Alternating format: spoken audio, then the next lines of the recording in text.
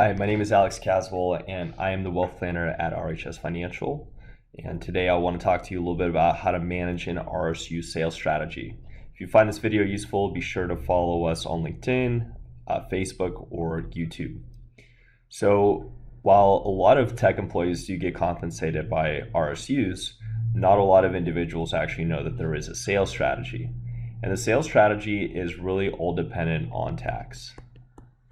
It is a big factor in how you make your decisions around which RSUs to hold, which RSUs to sell, and just generally how to accumulate RSUs as you continue working at your employer. So before we get into talking about how to execute the strategy, let's talk about how RSUs actually get taxed. RSUs have a two-event tax. What I mean by that specifically is that when you own RSUs, you will first have a grant, which usually occurs when you first become employed or occurs if you have some sort of a refresh. The second event is a vest. And then the third and final event is the sale. And the tax actually happens in these two situations, the vest and the sale. So when you have a grant of your company shares, let's say 100, at the time that they vest, that 100 will get multiplied by the price of your company stock at that moment. So let's say your company stock is priced at $5 a share, meaning that you will have $500 of tax or taxable income. Now, the way that RSUs get taxed on the vest is basically W-2 income. So you have your federal tax, you have your state tax, and you get the FICA tax. Usually, company will withhold a certain percentage of your RSUs when they vest, and that's called the supplemental tax rate. For some individuals, that'll be enough. For others, it's not quite enough. So you might have to sell some additional ones to cover the tax or just come up with the cash. The second tax event happens on the sale. And this is fairly straightforward. When you originally have your shares vest, you become the owner of them. And then when you sell them, you pay capital gains taxes. If you hold it for less than 1 year, then it's short-term capital gain, also taxed at ordinary income rates. If you hold it for longer than 1 year and 1 day, then it's long-term capital gains, usually taxed at 15% or 22%, depending on where, 20%, depending on where your tax bracket is. So this is how the tax occurs on RSUs. So let's talk about what is the sales strategy given that this is the tax situation. So when it comes to accumulating RSUs, you should always be thinking about how much of your company equity do you want to hold in comparison to the rest of your assets. And usually the best way to look at it is from a dollar perspective. For simplicity's sake, in these scenarios, I'm just going to be talking to you as if our goal is to hold a certain amount of shares. So in both scenarios, I'm going to assume that you have a grant of 400 shares and that you want to only hold 100 shares. So you basically want to keep a quarter of your grant to yourself. All right. So scenario one, you just became employed. You have almost all of your grants to be vested ahead of you, and you need to think intelligently how to basically accumulate that 100 shares. So I'm just going to write newly employed. All right, so let's talk about what that looks like and what the strategy should be there. Really, this is pretty straightforward. If you're newly employed, what you should be doing is that every single time you have a vest, let's just say that you vest every year 100 shares,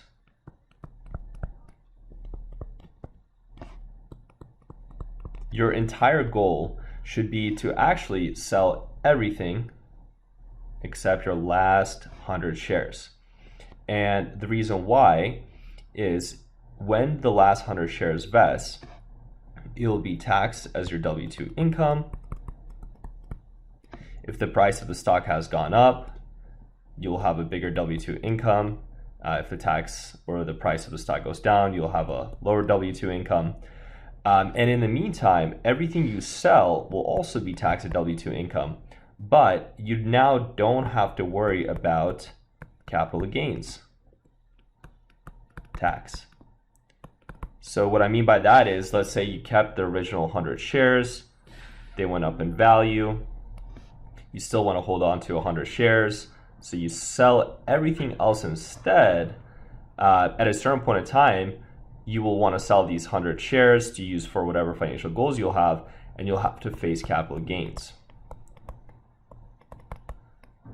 Now, obviously, it's a great thing if the price of the stock goes up, but if the price of the stock goes up, you can use this last 100 shares that are vesting as the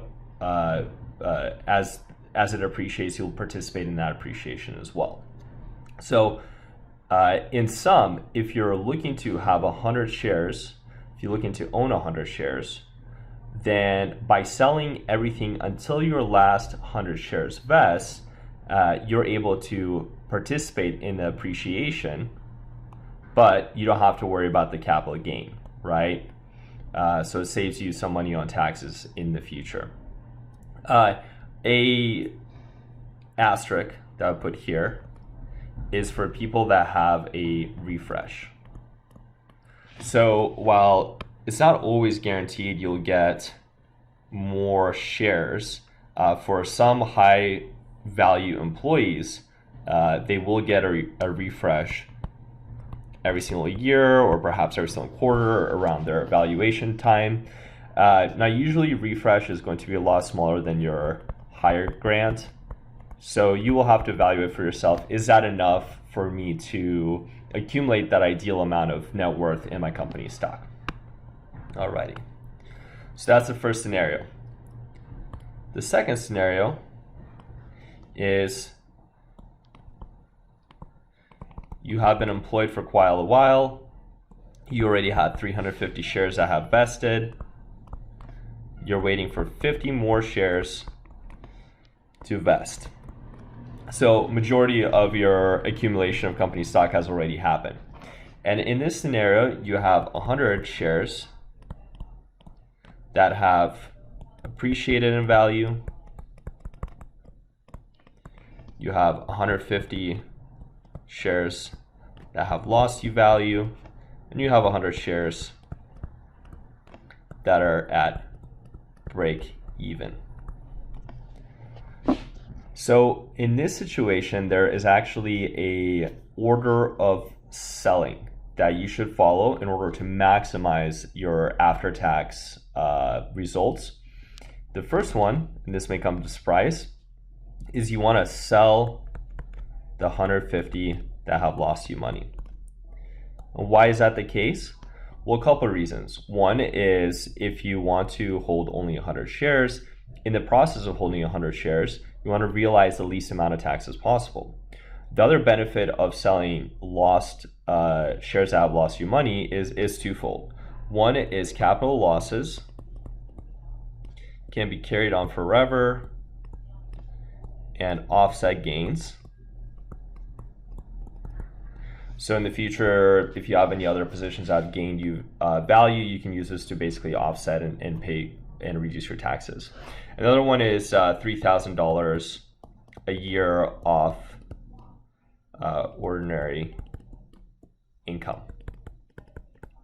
There's a couple tax benefits there. The second thing that you should be selling are those that are at break even. Right here, there's no tax consequence, whether positive or negative, in recognizing this sale.